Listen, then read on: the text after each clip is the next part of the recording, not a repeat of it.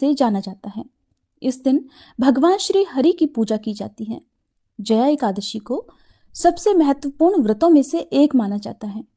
ऐसा माना जाता है कि इस दिन भगवान विष्णु की पूजा सच्चे मन से करने पर व्यक्ति के सभी दुख दूर हो जाते हैं और व्यक्ति नीच योनि जैसे भूत प्रेत और पिशाच की योनि से मुक्त हो जाता है।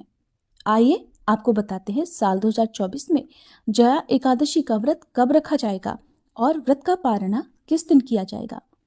एकादशी तिथि प्रारंभ होगी 19 फरवरी सोमवार की सुबह 8:51 से और समाप्त होगी 20 फरवरी मंगलवार की सुबह 9:55 तक।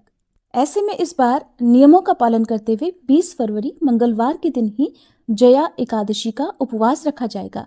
एक दिन पहले दशमी तिथि के नियमों का पालन किया जाएगा। एकादशी का व्रत रखने वाले भक्तों को दशमी तिथि के दिन सूर्यास्त के बाद भोजन ग्रहण नहीं करना चाहिए। दशमी तिथि को ही तुलसी पत्र तोड़कर रख लेने चाहिए और इस दिन मांस, मदिरा, लहसुन, प्याज, किसी प्रकार का तामसिक भोजन या मसूर की दाल आदि का सेवन भी नहीं करना चाहिए। एकादशी व्रत के दिन ओम नमो नारायण, ओम नमो भगवते वासुदेवाय या हरे कृष्णा मंत्र का यथासंभव जाप करना चाहिए। व्रत की कथा पढ़ने और सुनने के साथ ही भगवान को फलों सहित तुलसी पत्र का भोग लगाना चाहिए। दिन भर उपवास रखकर व्रत के नियमों का पालन करना चाहिए और अगले दिन शुभ मुहूर्त में ही व्रत का पारणा करना चाहिए। द्वादशी तिथि प्रारंभ होगी 20 फरवरी मंगलवार की सुबह 9:56 से और समाप्त होगी 21 फरवरी बुधवार की सुबह 11:27 पर। एकादशी का व्रत तभी पूर्ण होता है जब विधि विधान से व्रत रखने के साथ ही शुभ मुहूर्त में व्रत का पारणा किया जाए। तो 21 फरवरी बुधवार को आप एकादशी का उपवास खोल सकते हैं सुबह 7 बजे से लेकर 9:21 के बीच में। व्रत का पारणा करने से पहले भगवान को शुद्ध सात्विक भोजन का, पीले मीठे चावल का और तुलसी पत्र के साथ ही तिलों का भोग लगाना चाहिए। मौसमी फलों में केला, आंवले या बेर का भोग भी बहुत ही शुभ रहता है और इन्हीं फलों को या इन्हीं प्रसाद को पहले ग्रहण करके आपको अपना उपवास खोलना चाहिए। व्रत का पारण करते समय सबसे पहले तुलसी पत्र और जल को मुख में डालकर उससे व्रत का पारणा करने के बाद कुछ समय के बाद आप शुद्ध सात्विक भोजन ग्रहण कर सकते हैं। दान की जाने वाली सामग्री में आप काले तिलों का, मौसमी वस्त्रों का, पीले फलों का, बेर, आंवले या फिर आप घी, गुड़ और कंबल आदि का भी दान कर सकते हैं।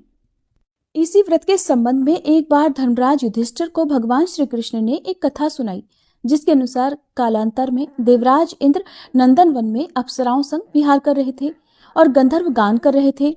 गंधर्वों में पुष्पदंत और उसकी कन्या पुष्पवती, चित्रसेन और उसकी पत्नी मालिनी सहित उसके 2 पुत्र पुष्पवान और माल्यवान भी उपस्थित थे।